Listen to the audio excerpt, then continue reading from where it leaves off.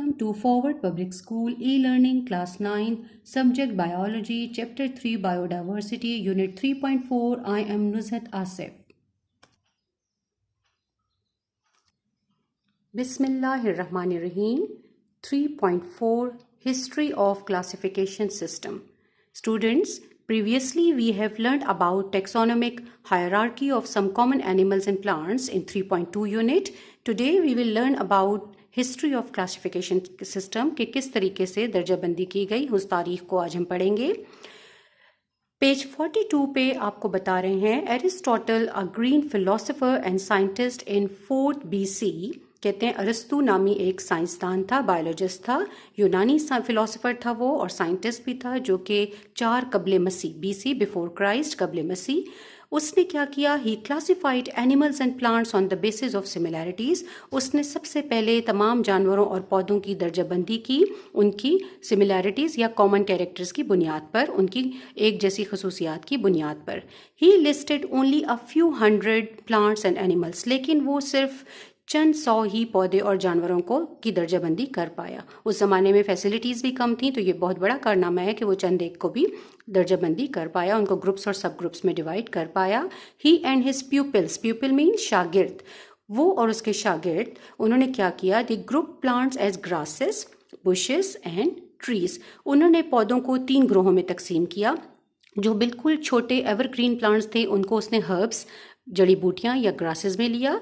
जो medium size plants थे and which can retain their shape, उनको उसने बुशेस या श्रब्स में लिया, झाड़ियों में लिया। एंड जो हार्ड वुडी स्टेम रखते थे प्लांट्स, उसको उसने ट्रीज में कंसिडर किया, ग्रुप में रखा। And animals as aquatic and terrestrial, और जानवरों को भी 2 ग्रुप्स में डिवाइड किया। जो पानी में रहते थे उनको एक्वेटिक एनिमल्स कहा, यानी आबी जानवर, और जो खुश्की पर रहते थे उन्हें टेरेस्ट्रियल या लैंड एनिमल्स का दर्जा दिया। Okay students, turn the page 43 पे आपको बता रहे हैं उसके बाद contributions of Abu Usman Umar al जहेज। उनका टाइम पीरियड था 776 to 869।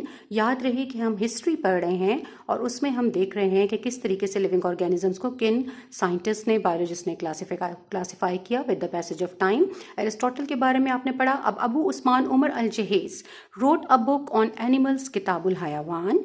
Abu Usman Umar al Jahiz जो एक मुस्लिम साइंटिस्ट थे, उन्होंने 776 से 869 उनका टाइम पीरियड है after the birth of Christ, ईस्वी जिसे आप कहते हैं। उसमें उन्होंने एक मशहूर ज़माना किताब लिखी, किताबुल हयावान, जो कि जानवरों के मुतालिक थी, which consisted of 7 volumes in the printed edition. और उसकी 7 जिल्दें शाया हुई, वॉल्यूम्स जिल्दें, प्रिंटेड शाया हुई एडिशन, यानी वो इतनी मोटी किताब थी कि उसकी 7 जिल्दें शाया हो चुकी।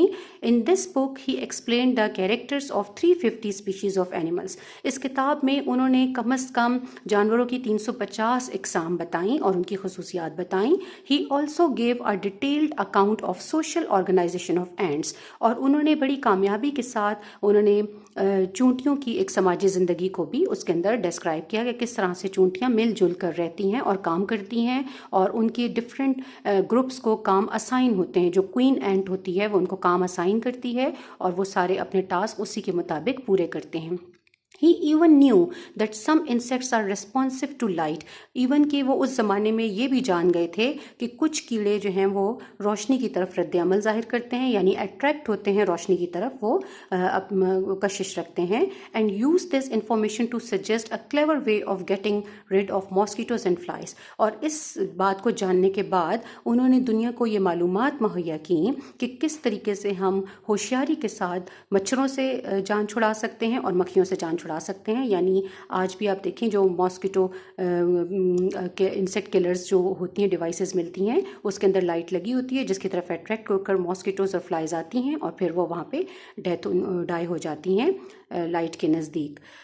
ओके स्टूडेंट्स, यूनिट 3.4.1 में हमें बता रहे हैं कि फिर उसके बाद क्या हुआ। अबू उस्मान उमर अल जहीज के बाद जो मशहूर काम हुआ क्लासिफिकेशन के मैदान में, वो था 2 किंगडम सिस्टम ऑफ क्लासिफिकेशन के तमाम लिविंग ऑर्गेनिजम्स को 2 किंगडम्स में प्लेस किया गया। The first systematic classification was proposed by a Swiss scientist Carolus Linnaeus in 1753. मुनज़्ज़म तरीके से, बाकायदा सिस्टमेटिक, मुनज़्ज़म, बाकायदा मुनज़्ज़म तरीके से जब दर्जाबंदी की गई तो वो सबसे पहले की प्रपोज यानी तजवीज़ करना एक स्वीडन के साइंटिस्ट थे कार्लस लिनियस। उन्होंने 1753 में सबसे पहले बाकायदा एक मुनज़्ज़म दर्जाबंदी की लिविंग ऑर्गेनिजम्स की। He arrange all the existing living things in 2 groups. उन्होंने जितने भी लिविंग ऑर्गेनिजम्स इस वक्त दुनिया में मौजूद थे उन्होंने उसको 2 ग्रोहों में तकसीम कर दिया। That is kingdom Plantae which included all green plants, algae, fungi, bacteria.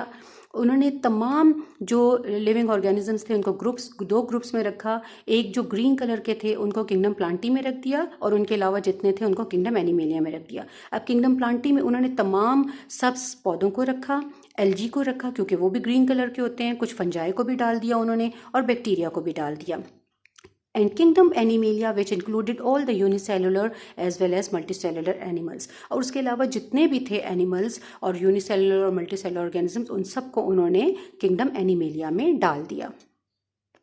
Now students, अब ये किंगडम 2 किंगडम सिस्टम बहुत मशहूर हुआ, लेकिन वक्त के साथ साथ जब मज़ीद डिस्कवरीज हुई तो इसमें कुछ लिमिटेशंस या रुकावटें सामने आने लगी।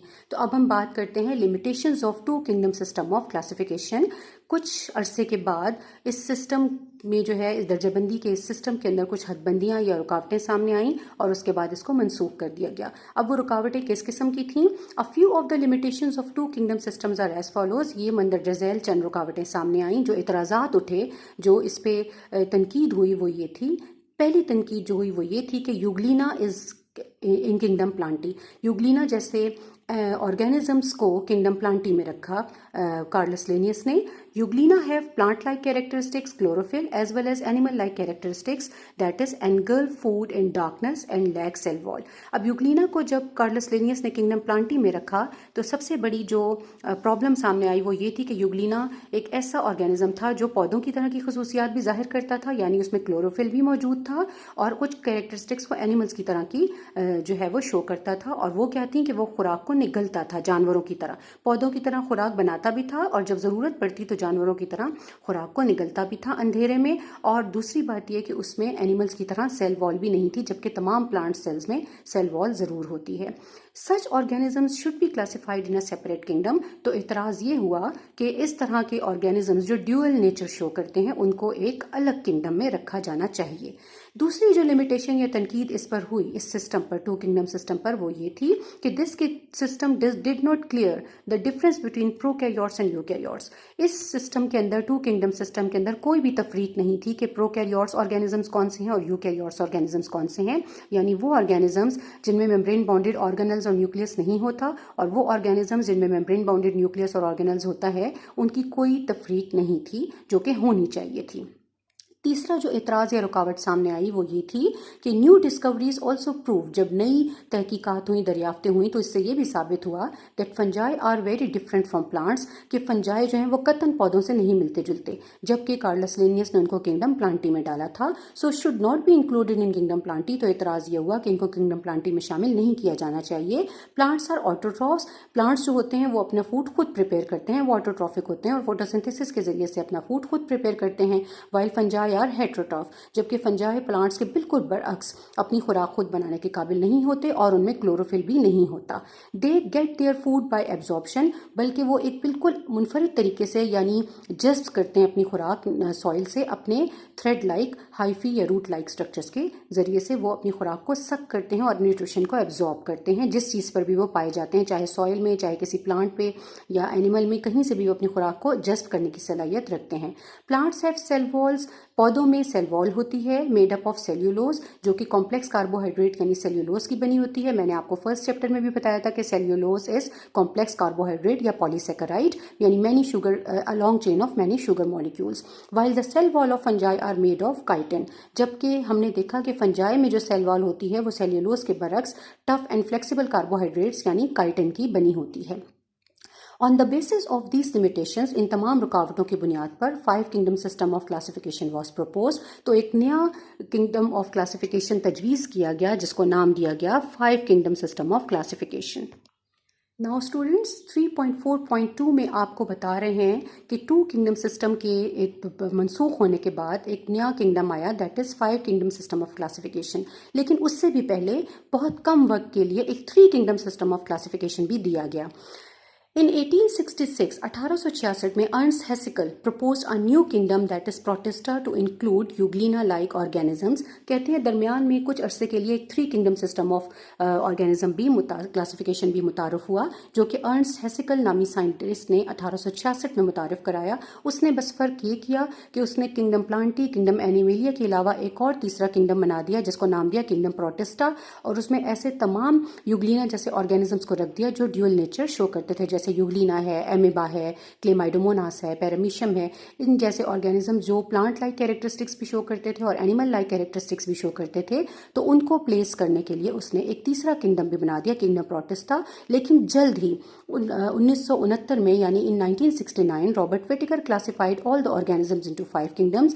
जल्द ही रॉबर्ट विटेकर ने 1969 में एक 3 किंगडम सिस्टम को भी हटाकर एक नया 5 किंगडम सिस्टम ऑफ क्लासिफिकेशन बनाया, जिसमें उसने तमाम लिविंग ऑर्गेनिजम्स को 5 किंगडम्स में डिवाइड कर दिया, that is Monera, protista, fungi, Plantae and animalia. आपने चैप्टर 1 में भी इन सब की डिटेल पढ़ी है कि उसने किस तरीके से सिंपल मोस्ट से लेकर कॉम्प्लेक्स मोस्ट ऑर्गेनिजम्स तक तमाम लिविंग ऑर्गेनिज्म जो उस वक्त तक दरियाफ्त हुए थे 1969 तक, उसने उन सबको 5 किंगडम्स में डिवाइड कर दिया।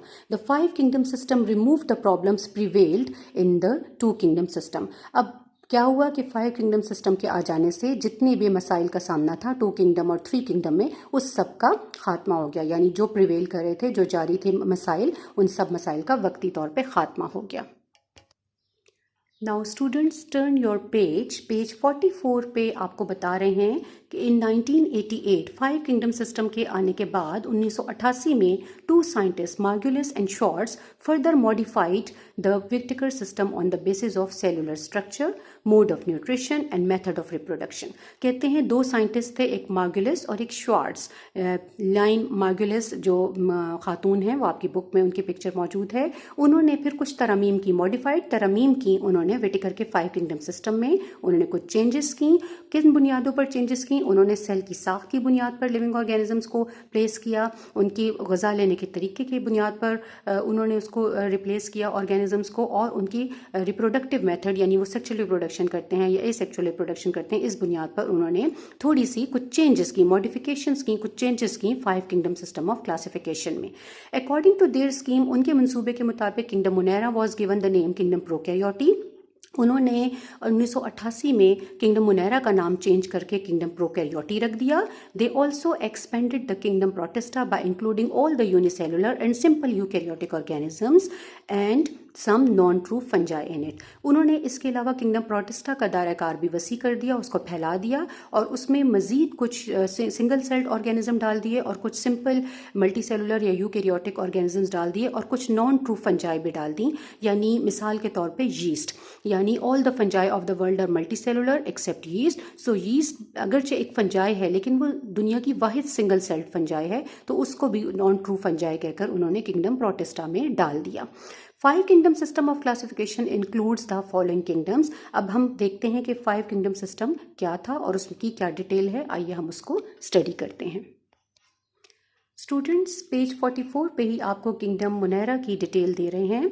बता रहे हैं कि this kingdom includes prokaryotic organisms. इस किंगडम में तमाम ऐसे ऑर्गेनिज्म शामिल हैं which lack membrane bounded organelles and membrane bounded nucleus and they are also known as prokaryotes. अभी आपको बताया है ऊपर कि शॉर्ट्स और मार्गुलिट्स ने इस किंगडम मोनेरा को किंगडम प्रोकैरियोटी का नाम भी इसीलिए दिया कि इसमें तमाम प्रोकैरियोटिक ऑर्गेनिजम्स थे या इस किस्म के ऑर्गेनिजम्स थे which lack membrane bounded organelles and membrane bounded nucleus. They are unicellular और कॉलोनियल। ज़्यादातर ये ऑर्गेनिज्म सिंगल सेल थे या फिर ये कॉलोनीज बनाकर रहते थे। अब रिकॉल करें कि आपने फर्स्ट चैप्टर में कॉलोनियल ऑर्गेनाइजेशन पढ़ी है, जिसमें आपने पढ़ा है कि वो होते तो सिंगल सेल्ड ऑर्गेनिजम्स हैं लेकिन they love to live together. वो मिलकर कॉलोनीज बनाकर या कम्युनिटीज़ बनाकर रहना पसंद करते हैं और स्टिकी सब्सटेंस म्यूसिलेज के ज़रिए से अपने आप को चिपका लेते हैं और मिलकर साथ रहते हैं। These organisms lack membrane bounded organelles. इन और चूंकि ये प्रोकैरियोट्स होते हैं तो इनमें मेम्ब्रेन बाउंडेड ऑर्गेनल्स नहीं होते, यानी किसी किस्म के कोई ऑर्गेनल्स नहीं पाए जाते सिवाय राइबोसोम्स के, वो भी नॉन मेम्ब्रेनस राइबोसोम्स होते हैं, और कोई ऑर्गेनल नहीं होते। Nucleus, mitochondria, plastids, endoplasmic reticulum, lysosomes, vacuoles etcetera, इनमें से कोई भी ऑर्गेनल इनमें नहीं पाया जाता। Their cell wall does not contain cellulose. इसके अलावा उनकी सेल वॉल में कॉम्प्लेक्स कार्बोहाइड्रेट्स भी नहीं होते, यानी सेल्यूलोज नहीं होता जो कि प्लांट सेल के अंदर मौजूद होता है। It is made up of murein. इसके बरक्स इनकी सेल वॉल में म्यूरिन नामी सब्सटेंस पाया जाता है। अब म्यूरिन क्या है? ये भी कार्बोहाइड्रेट की ही एक किस्म है, यानी एक कार्बोहाइड्रेट की किस्म आपने सेल्यूलोज पढ़ी, एक आपने काइटिन पढ़ी जो फंजाई में पाया जाता है, अब एक तीसरी किस्म आप कार्बोहाइड्रेट की पढ़ रहे हैं, दैट इज म्यूरिन। ये भी कॉम्प्लेक्स कार्बोहाइड्रेट हैं जो क्या होते हैं? अ मॉलिक्यूल ऑफ पॉलीसेकेराइड, यानी मैनी शुगर मॉलिक्यूल्स की एक लॉन्ग चेन होती है जिसके साथ क्या होते हैं? अमीनो एसिड्स लिंक्ड होते हैं। जो प्रोटीन्स के स्मॉलर यूनिट्स हैं वो लिंक हुए हुए होते हैं। ये फर्क है म्यूरिन में और सेल्यूलोज में, कि cellulose long chain of polysaccharide होती है, लेकिन म्यूरिन में लॉन्ग चेन ऑफ पॉलीसेकेराइड के साथ अमीनो एसिड्स भी पाए जाते हैं। They are heterotrophic. ये अपनी खुराक नहीं बना सकते, दूसरे तरीकों से खुराक लेते हैं, but some produce their food by photosynthesis और कीमोसिंथेसिस। लेकिन कुछ किंगडम मुनैरा के मेंबर अपना फूड प्रिपेयर कर सकते हैं फोटोसिंथेसिस के जरिए से, जैसे कि फोटोसिंथेटिक बैक्टीरिया, या फिर कीमोसिंथेसिस के जरिए से वो अपनी खुराक तैयार करते हैं। What is chemosynthesis? Chemosynthesis is a process in which energy is released by chemical reactions to make sugar और फूड। कहते हैं कि इसमें केमिकल रिएक्शन के अंदर ये स्मॉल ऑर्गेनिजम्स, माइक्रोस्कोपिक ऑर्गेनिज्म अपनी एनर्जी रिलीज करते हैं और उस तरह से वो अपने अंदर शुगर्स बनाते हैं या अपना फूड प्रिपेयर करते हैं, सिंपल वर्ड्स में। तो ये बहुत कम रेयर केसेस में ऐसा भी होता है कि कीमोसिंथेसिस या केमिकल्स की मौजूदगी में भी वो अपनी खुराक तैयार करने के काबिल होते हैं। एक लाइट की मौजूदगी में भी अपनी खुराक तैयार करने के काबिल होते हैं जैसे फोटोसिंथेसिस का प्रोसेस, और एक केमिकल्स की मौजूदगी में भी अपनी खुराक तैयार करने के काबिल होते हैं जैसे कीमोसिंथेसिस बैक्टीरिया में होता है। Examples are bacteria. Kingdom Monera में कौन कौन से ऑर्गेनिज्म शामिल हैं? बैक्टीरिया लाइक ऑर्गेनिजम्स या बैक्टीरिया की जितनी भी स्पीशीज हैं वो किंगडम मुनैरा में शामिल हैं। And blue green algae, cyanobacteria जिन्हें कहा जाता है, ये भी इस किंगडम में शामिल हैं। ओके स्टूडेंट्स, ये देखें, ये आपके पास बैक्टीरिया है, ठीक है।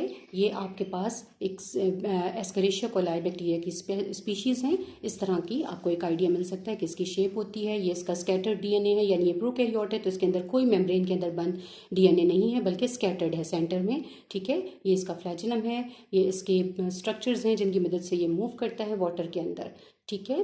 अब नेक्स्ट हम देखते हैं, ये आपके पास साइनोबैक्टीरिया हैं जो कि सेकेंड एग्जाम्पल है किंगडम मुनैरा की। ये आपके पास कॉलोनी है पूरी साइनोबैक्टीरिया के। इस तरीके से ये क्लस्टर फॉर्म में पाए जाते हैं या फिर इस तरीके से ये गुच्छे की फॉर्म में मिलकर रहना, कॉलोनियल फॉर्म में रहना पसंद करते हैं। तो ये दो आपके पास एग्जाम्पल्स हैं किंगडम मुनैरा की। ये देखिए स्टूडेंट्स, ये आपके पास showing examples of kingdom Monera figure 3.7 में आपको दिखा रहे हैं। आपको ए एंड बी में बैक्टीरियल सेल ये नज़र आ रहे हैं और फिर सी में आपको कॉलोनी ऑफ नॉस्टॉक नज़र आ रहा है। नॉस्टॉक क्या है? एक साइनोबैक्टीरिया की टाइप है। और फिलामेंट ऑफ नॉस्टॉक यानी पूरी कॉलोनियल फॉर्म में एक थ्रेड लाइक स्ट्रक्चर आपको नॉस्टॉक का नज़र आ रहा है। Now student turn the page 45 पे आपको next kingdom, second kingdom Protista की डिस्क्रिप्शन दी गई है। This kingdom includes the eukaryotes which are unicellular और यूनिसेलुलर कॉलोनियल। कहते हैं इस किंगडम में तमाम यूकैरियोटिक ऑर्गेनिज्म शामिल हैं, यानी those organisms which contain membrane bounded organelles and membrane bounded nucleus, उनको इस किंगडम में रखा गया है। ये यूनिसेलुलर यूकैरियोट भी हो सकते हैं और ये सिंपल मल्टीसेलुलर या यूनिसेलुलर कॉलोनियल यूकैरियोट्स भी हो सकते हैं, यानी ऐसे यूनिसेलुलर ऑर्गेनिजम्स जो कि कॉलोनीज या कम्युनिटीज बनाकर रहते हैं वो भी इसके अंदर शामिल हैं। And do not form tissues. वो कॉलोनीज बनाकर तो रहते हैं लेकिन मिलकर इकट्ठे टिश्यूज नहीं बनाते और कोई स्पेसिफिक फंक्शन नहीं करते बल्कि इंडिपेंडेंट ऑफ देयर फंक्शन होते हैं, अपना काम अलग अलग करते हैं। सम प्रोटिस्ट कंटेन क्लोरोफिल। कुछ प्रोटिस्ट जो हैं वो प्लांट लाइक कैरेक्टरिस्टिक्स शो करते हैं and they contain chlorophyll and can make their own food, और फोटोसिंथेसिस के जरिए से अपनी खुराक खुद बना सकते हैं। व्हाइल अदर्स लैक क्लोरोफिल, और जबकि कुछ प्रोटिस्टा में के मेंबर्स जो हैं वो एनिमल लाइक कैरेक्टरिस्टिक शो करते हैं और उनमें क्लोरोफिल नहीं होता। They lack chlorophyll and they can not prepare their own food, बल्कि वो मुख्तलिफ तरीकों से खुराक लेते हैं, अपनी खुराक खुद नहीं बना सकते। Examples of protist are Plasmodium, जिसे आप मलेरियल पैरासाइट भी कहते हैं। यूग्लिना, ये ग्रीन एल्जी है। पैरामीशियम, ये भी आपके पास जो है वो फाइलम प्रोटोजोआ से बिलोंग करता है, और क्लेमाइडोमोनास ये ग्रीन एल्जी आपके पास हैं। और इन जैसी बहुत सी एग्जांपल्स जो आपकी बुक में गिवन हैं आपको नज़र आ रही हैं। पहले नंबर पे आपके पास डाई एटम्स या एल्जी जो समंदर में पाए जाते हैं वो मौजूद हैं। सेकेंड नंबर पे आपको एमेबा बताया हुआ है, ये भी पानी में पाए जाते हैं। फिर डाइनोफ्लैजिलेट्स हैं, ये भी एल्जी की टाइप्स हैं जो पानी में पाई जाती हैं। फिर आपके पास स्लाइम मोल्ड्स हैं, यानी ये आपके पास कॉलोनियल फॉर्म ऑफ एल्जी हैं, यानी बहुत सारे यूनिसेलुलर एल्जी मिलकर चिपक कर आपस में म्यूसिलेज के जरिए से चिपक कर साथ रहते हैं और ये स्लाइम मोल्ड्स बनाते हैं। फिर आपके पास यूग्लिना यानी ग्रीन एल्जी है। फिर स्पायरोजायरा एक multi cellular colonial type of algae है जो पाकिस्तान के दरियाओं में पाया जाता है। क्लेमाइडोमोनास ग्रीन एल्जी है जो स्टेगनेंट वाटर में पाया जाता है। और आखिर में पैरामीशियम जिसकी sole of the shoe like shape होती है, ठीक है, ये भी आपके पास पानी में पाया जाता है। स्टूडेंट्स, आप देख सकते हैं ये आपके पास प्लाज्मोडियम है, मलेरियल पैरासाइट है। इसका कुछ आइडिया देने की आपको कोशिश की है मैंने कि इस तरीके से अंदर से प्लाज्मोडियम या मलेरिया पैरासाइट मौजूद होता है। ये देखें, इसने ब्लड सक किया है किसी फर्ज करें ह्यूमन बीइंग का या किसी एनिमल का। ये देखिए माइक्रोट्यूब्यूल्स इसका फिलामेंटल नेटवर्क है, उसमें ये ब्लड सक करके जा रहा है और ये उस ब्लड से न्यूट्रिशन हासिल कर रहा है, ह्यूमन ब्लड से या एनिमल ब्लड से। ये आपके पास यूग्लिना है, ये देखें, ये इसका असल में डबल फ्लैजिला होते हैं, लेकिन ये इतने बारीक फ्लैजिला होते हैं, इसका लोकोमोटरी ऑर्गन इतने बारीक होते हैं कि ये आपको मिलकर एक नज़र आता है। असल में ये दो होते हैं। ये देखें, आपको ये यहाँ से दो नज़र आ रहे हैं और ये ग्रीन कलर के इसके अंदर आपको क्लोरोप्लास्ट नज़र आ रहे हैं, यानी बैक्टीरिया जो है वो अपना फूड प्लांट्स की तरह खुद प्रिपेयर करता है। और एनिमल लाइक कैरेक्टरिस्टिक इसकी क्या है कि ये देखें, ये एनिमल्स की तरह मूव कर सकता है। It has locomotory organ. Plants का तो लोकोमोटरी ऑर्गन नहीं होता, लेकिन आप देखें इसका लोकोमोटरी ऑर्गन मौजूद है। ये एक और मेंबर है किंगडम प्रोटिस्टा का, जिसको आप पैरामीशियम कहते हैं। It resembles the sole of the shoe. ये जूते के तलवे की शक्ल का होता है। बिल्कुल आप देखें कि सोल ऑफ द शू ये लग रहा है, यानी राउंडेड इन शेप है। Anterior part, posterior part pointed है, ठीक है। इसमें बाहर हेयर लाइक सीलियाँ हैं जो कि इसको पानी में मूव करने में मदद देते हैं। अंदर आपको दो न्यूक्लियाई इसके नज़र आ रहे हैं और बाकी आप देखें यहाँ से ये फूड सक करता है वाटर के अंदर। ये स्टूडेंट्स क्लेमाइडोमोनास है। ये पियर शेप्ड इसकी शक्ल होती है, नाशपाती की तरह का ये होता है। ये देखें, इसके दो फ्लैजिलम हैं जिससे ये मूव करता है पानी के अंदर। ये स्टेगनेंट वाटर या खड़े हुए पानी में पाया जाता है। इसके एक्सक्रीटरी ऑर्गन्स हैं, कॉन्ट्रेक्टाइल वैक्यूल्स, न्यूक्लियस नज़र आ रहा है और ये इसकी शेप होती है। आपको एक आइडिया देने की कोशिश की है। ये स्टूडेंट स्लाइम मोल्ड्स हैं। आप ये देखें, ये यूनिसेलुलर एल्जी होते हैं असल में, जो कि एक जगह चिपक कर मिलकर रहना पसंद करते हैं और कॉलोनियल ऑर्गेनाइजेशन बनाते हैं। तो ये कॉलोनी ऑफ स्लाइम मोल्ड है। डियर स्टूडेंट्स, उन्होंने यहाँ पे आपको कुछ इन्फॉर्मेशन दी है कि prokaryotes, pro means before and Cairo means nucleus, are single-celled organisms that do not have a nucleus or any other membrane-bonded organelles inside them.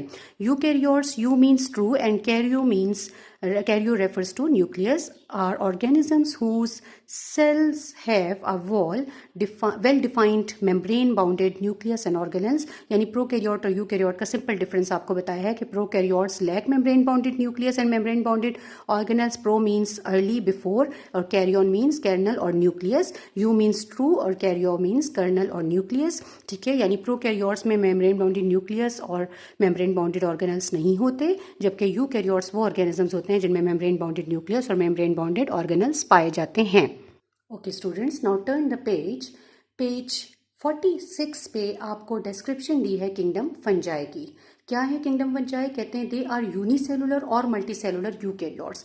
ये या तो यीस्ट की तरह के यूनिसेलुलर, यानी yeast is the only unicellular fungi जो कि इस किंगडम में पाया जाता है, एंड मल्टीसेलुलर यूकैरियोट्स। तकरीबन तमाम किंगडम फंजाई के मेंबर्स मल्टीसेलुलर ही होते हैं, यानी मल्टीसेलुलर यूकैरियोट्स होते हैं। मैनी सेल स्ट्रक्चर होते हैं और मेम्ब्रेन बाउंडेड ऑर्गेनल्स और न्यूक्लियस रखते हैं। दे लैक क्लोरोफिल, ये अपनी खुराक खुद नहीं बना सकते, इनमें क्लोरोफिल पिगमेंट मौजूद नहीं होते, सब्ज रंग का मादा नहीं होता। एंड आर हेट्रोट्रॉफिक, यानी they cannot prepare their own food. They live as saprophytes.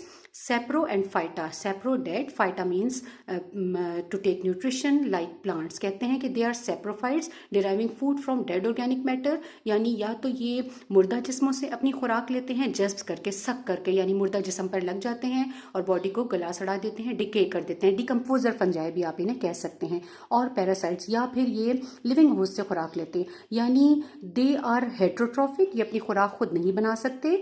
दो तरीके से ये अपनी खुराक लेते हैं, आइदर विद सेप्रोफाइटिक वे और विद पैरासिटिक वे, यानी या तो ये मुर्दा जिस्मों से अपनी खुराक लेते हैं या जिंदा जिस्मों से पैरासाइट बनकर अपनी खुराक लेते हैं, जरासीम बनकर अपनी खुराक लेते हैं, that is deriving food from living cells of the host. Fungi get nutrients in a unique way, ये बिल्कुल मुनफरिद तरीके से अपनी ग़िज़ाइयत को हासिल करते हैं, दैट इज़ बाय एब्जॉर्प्शन, यानी खुराक जज्ब करते हैं। या तो ये मुर्दा जिस्मों पर लग जाते हैं या ये जिंदा जिस्मों पर लग जाते हैं फंगस, और वहाँ से अपनी खुराक को जस्ट करना, चूसना शुरू कर देते हैं। Their cell wall is made up of chitin, इनकी सेल वॉल कॉम्प्लेक्स कार्बोहाइड्रेट से बनी होती है जिसका क्या नाम है, काइटिन। ये मैं आपको पहले भी बार बार बता चुकी हूँ। एग्जाम्पल्स आर यीस्ट, इसमें unicellular fungi of the world यानी यीस्ट शामिल है जो घर में मामा पिज्जा या ब्रेड बनाने के लिए यूज करती हैं। पेनिसिलियम जिसे ग्रीन मोल्ड फंजाई भी कहते हैं, ये सिट्रस फ्रूट्स पर लग जाती है। आपने अक्सर देखा होगा घर में लेमू, कीनू, टमाटर वगैरह पे ग्रीन मोल्ड फंजाई और फफूंदी लग जाती है जिसको पेनिसिलियम कहा जाता है। ब्रेड मोल्ड यानी रोटी और डबल रोटी पे लगने वाली फंजाई है। आप देखें रोटी काली सी हो जाती है या डबल रोटी काली सी हो जाती है तो वो असल में उस पर राइजोपस या ब्लैक ब्रेड मोल्ड लग जाता है। मशरूम्स हैं खुम्बियाँ, जिनको आपने पहले भी देखा हुआ है, मुख्तलिफ किस्म की होती हैं, ये आपकी बुक में भी बनी है। रस्ट फंजाई और स्मट फंजाई भी इसकी एग्जाम्पल्स में शामिल हैं। रस्ट फंजाई को रस्ट इसलिए कहते हैं कि वो रस्टी शेप में आ जाती हैं, रेड कलर का जंग सा लगा देती हैं प्लांट पे। और स्मट फंजाई इसलिए कहते हैं कि ये ग्रासेस को बिल्कुल ब्लैक पाउडरी मास्क या स्मट या सुरमे में चेंज कर देती हैं, स्मट बना देती हैं। तो ये आपके पास किंगडम फंजाई है। स्टूडेंट्स, ये आप देख सकते हैं, ये आपके पास कॉमन ब्रेड मोल्ड है, यानी रोटी और डबल रोटी पे लगने वाली फंगस है। बज़ाहिर तो आपको ये ब्लैक ब्लैक नज़र आ रहा होता है, ये हिस्सा नेकेड आई से, लेकिन अगर आप मैग्नीफाइंग ग्लास से देखें या माइक्रोस्कोप से देखें तो आपको इस तरीके से ये प्लांट लाइक स्ट्रक्चर नज़र आएगी। इसको थैलस बॉडी कहा जाता है और ये इसके थ्रेड लाइक हाइफी हैं जो डबल रोटी के अंदर जज्ब होकर और एब्जॉर्प्शन के जरिए से खुराक को सक कर रहे होते हैं। और ये इसके स्पोर्स इसके अंदर प्रोड्यूस होते हैं जो फॉल होकर गिरते हैं और पूरी ब्रेड को ब्लैक करना शुरू कर देते हैं, और ये इसके स्टेम लाइक स्ट्रक्चर होते हैं। स्टूडेंट्स, ये आपके पास पेनिसिलियम है, ये देखें, ये कीनू और माल्टे के ऊपर फंगस लगी हुई है जिसे ग्रीन मोल्ड पेनिसिलियम कहा जाता है। ये स्टूडेंट्स आपके पास एक फंजाई हैं, फंजाई की एमनीटस स्पीशीज़ हैं, ठीक है। पफ बॉल्स जिन्हें कहा जाता है, ये पफ बॉल्स हैं आपके पास, जिसका आपने चैप्टर 1 में आपने तस्करा पढ़ा था, पफ बॉल्स। ये देखें स्टूडेंट्स, ये आपके पास ब्लैक ब्रेड मोल्ड है, राइजोपस इसे कहा जाता है बायो की ज़बान में। ये आपके पास मॉर्केला या सैक फंजाई हैं, देखें सैक आपको नज़र आ रहे हैं। ये आपके पास नंबर सी पे अगर आप बुक में देखें तो आम मशरूम्स हैं, खुम्बियाँ जो जंगलों में लग जाती हैं। इसके अलावा आपके पास डी में एमनीटा स्पीशीज़ हैं मशरूम्स की, ये आपको नज़र आ रही हैं, ठीक है। और ये आपके पास क्लब फंजाई कहलाती हैं, क्लब लाइक स्ट्रक्चर इनका आप ये देखें, ये इनका डंडा है छोटा सा। फिर आपके पास ये रस्ट स्पोर्स हैं, यानी आप ये देखें बिल्कुल रस्टी हो गया लीफ, यानी ये जब प्लांट पे लगती हैं तो प्लांट को रस्टी या जंग आलूद कर देती हैं। और ये आपके पास स्मट स्पोर्स हैं, यानी ब्लैक पाउडरी मास में चेंज कर देती हैं। ज़्यादातर ये ग्रासेस को अफेक्ट करती हैं और ग्रास को ब्लैक पाउडरी मास में चेंज कर देती हैं। Now students turn the page 47 पे आपको किंगडम प्लांटी की डिस्क्रिप्शन दी गई है। दिस किंगडम इंक्लूड्स प्लांट्स, इस किंगडम में तमाम किस्म के पौधे शामिल हैं। They are multicellular eukaryotic organisms, आपको पता है प्लांट तमाम के तमाम मल्टीसेलुलर या मैनी सेल्ड बॉडीज रखते हैं, विच कंटेन क्लोरोफिल, इनके अंदर क्लोरोफिल पिगमेंट भी होता है, ग्रीन कलर का पिगमेंट होता है, and prepare their own food, और ये अपनी खुराक खुद तैयार करते हैं। They have cell wall made up of cellulose, इनकी सेल वॉल में सेल्यूलोज पाया जाता है। अब ये बात आपको याद हो जानी चाहिए, बार आपने पढ़ी है कि the cell wall of plant contain cellulose, and what is cellulose? Cellulose are complex carbohydrate या फिर a long chain of polysaccharide, मैंने आपको बार बार बताया है। कॉमन एग्जांपल्स आर मॉसेस, इनमें नॉन वस्कुलर प्लांट्स यानी मॉसेस शामिल हैं। फर्न्स, ये भी फ्लावरलेस नॉन वस्कुलर प्लांट्स हैं। कॉनिफर्स, आपके पास कोन बियरिंग प्लांट्स होते हैं, यानी इनमें फ्लावर्स की जगह कोन रिप्रोडक्टिव स्ट्रक्चर लगते हैं, यानी मॉसेस, फर्न्स और कॉनिफर्स नॉन फ्लावरिंग प्लांट्स हैं। And flowering plants include rose, wheat, sugar cane etcetera. और फूलों वाले पौधों में गुलाब के का पौधा शामिल है, गंदम का पौधा शामिल है और गन्ने का पौधा वगैरह शामिल है। इसके अलावा और भी बहुत सारे अपने इर्द गिर्द आप नॉन फ्लावरिंग और फ्लावरिंग प्लांट्स को ऑब्जर्व कर सकते हैं। डायग्राम अगर आप देखें तो आपको इसके अंदर नज़र आ रही हैं, फर्स्ट नंबर पे आपको फर्न्स नज़र आ रही हैं, मॉसेस, ठीक है। ये फ्यूनेरिया प्लांट है जो कि प्लांट पाकिस्तान में बरसात के मौसम में आपको कॉमन क्यारियों में लगा हुआ नज़र आ जाता है। उसके बाद आपको साइकस नज़र आ रहे हैं, साइकस भी नॉन फ्लावरिंग प्लांट हैं जो पहाड़ी इलाकों में पाए जाते हैं। फिर आपको पाइन ट्रीज नज़र आ रहे हैं, पाइनस जिसे कहते हैं, इस पे कोन्स लगती हैं, ये भी आपने अक्सर ऑब्जर्व किया हुआ होगा। और डी डायग्राम में आपको जो है ये भी पाइन ट्रीज नज़र आ रहा है, ठीक है। सी में भी साइकस की एक और स्पीशीज़ नज़र आ रही हैं। और फिर आपके पास ई में आपको मेज़ प्लांट या मकई का पौधा नज़र आ रहा है, और फिर एफ में आपको ब्रेसिका या मस्टर्ड प्लांट सरसों का पौधा नज़र आ रहा है। ये आप अपनी बुक में देख सकते हैं। Okay students, turn your page 48 पे आपके पास लास्ट किंगडम है, that is kingdom animalia. Kingdom animalia include multi cellular eukaryotic organisms. ये मोस्ट कॉम्प्लेक्स ऑर्गेनिजम्स होते हैं और इनमें तमाम के तमाम मल्टी सेलुलर यूकैरियोटिक ऑर्गेनिजम्स शामिल हैं, मैनी सेल्ड ऑर्गेनिज्म शामिल हैं विच लैक सेल वॉल। आपको पता है प्लांट्स में सेल वॉल नहीं होती, आपने छोटी क्लासेस में भी जनरल साइंस में पढ़ा होगा। एंड क्लोरोफिल और एनिमल्स में सेल वॉल नहीं होती और एनिमल्स में क्लोरोफिल भी नहीं होता, यह आप छोटी क्लासेस में साइंस में पढ़ चुके हैं। दे can not prepare their own food. Animals अपनी खुराक खुद नहीं बना सकते। एंड आर हेट्रोट्रॉफिक्स, इसीलिए हम इन्हें हेट्रोट्रॉफिक कहते हैं। Hetero means different, trophy means feeding, that is organisms taking food from different modes. Animals ingest मुंह में रखना।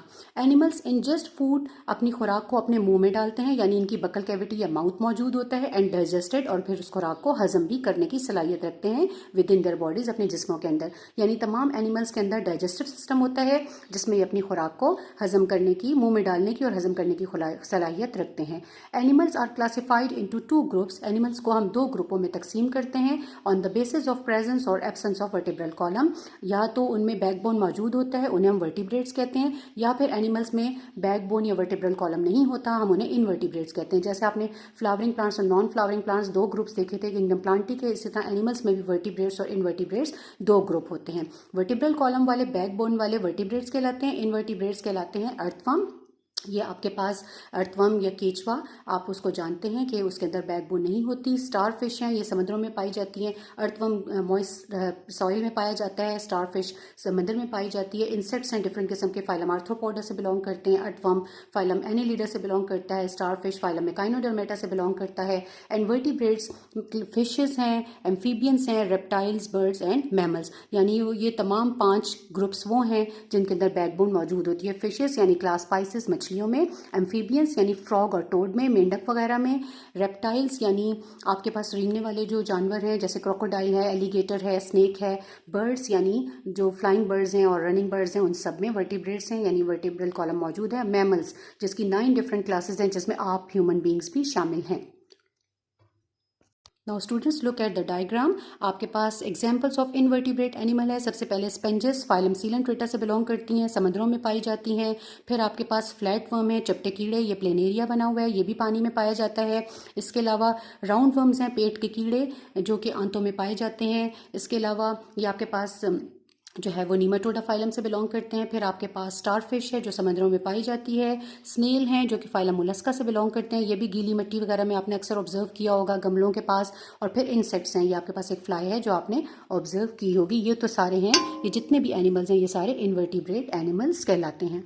ओके स्टूडेंट्स, आप नीचे देखें तो पेज 48 पे ही आपके पास वर्टिब्रेट एनिमल्स की डायग्राम्स दी हुई हैं। ये फिश है, क्लास स्पाइसेस से बिलोंग करती है। फिर फ्रॉग है जो क्लास एम्फीबिया से बिलोंग करता है। फिर क्रोकोडाइल है, क्लास रेप्टाइल से बिलोंग करता है। फिर बर्ड्स हैं, क्लास एवीज से बिलोंग करते हैं। फिर आपके पास बैट है, क्लास मैमेलिया से बिलोंग करता है, इसको फ्लाइंग मैमल्स कहा जाता है। और ये कैट है आपके पास, ये भी प्लेसेंटल मैमल कहलाती है यानी किंगडम एनिमेलिया, और आपके पास क्लास मैमेलिया से बिलोंग करती है। Now students turn the page 49 पर एक क्विकली हम एक देखते हैं comparison between 2 kingdom and 5 kingdom system of classification. अब जबकि आप ये दोनों किंगडम्स पढ़ चुके हैं तो हम जल्दी से इनका एक कंपैरिजन या मवाजना देख लेते हैं। Comparison between 2 kingdom and 5 kingdom system of classification, हम देखते हैं कि दोनों में क्या सिमिलैरिटीज और क्या डिफरेंसेस पाए जाते हैं। 2 किंगडम सिस्टम क्या था? It was propose by Carolus Linnaeus in 1751 या 1753 भी आप कह सकते हैं, ठीक है। 5 kingdom system it was proposed by Robert Whittaker in 1969, आप इसको कर सकते हैं, ठीक है, 1753 और 1969।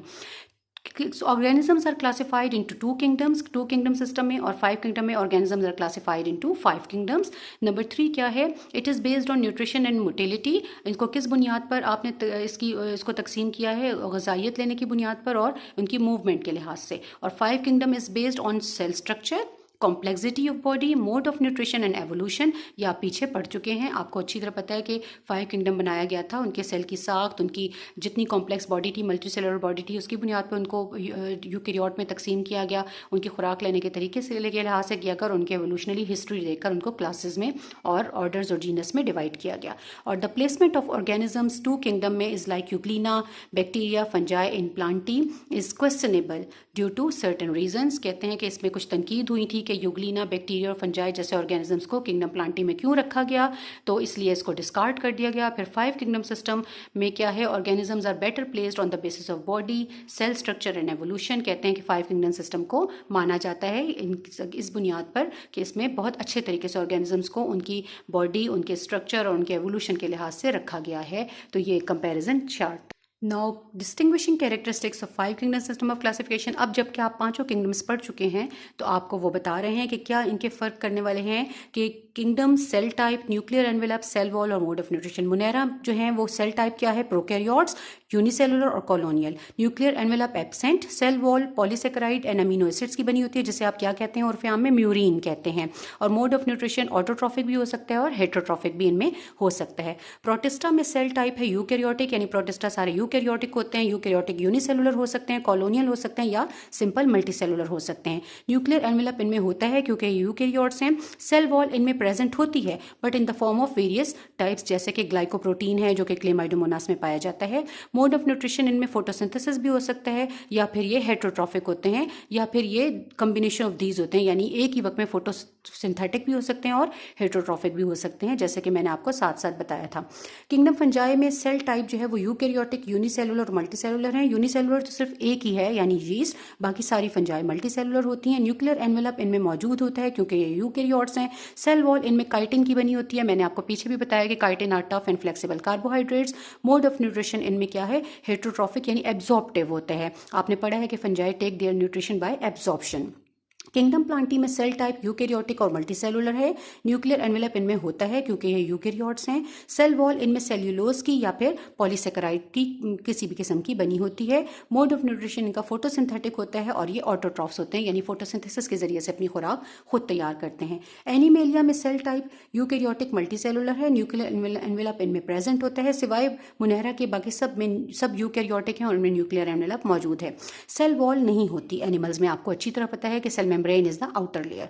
मोड ऑफ न्यूट्रिशन इनका हेटरोट्रॉफ होता है, यानी एनिमल्स अपनी खुराक खुद नहीं बना सकते। Thank you students, this is it for today. Next topics will be discussed in the next video इंशाल्लाह। Learn it by heart, stay tuned, stay safe, stay home. अल्लाह हाफिज।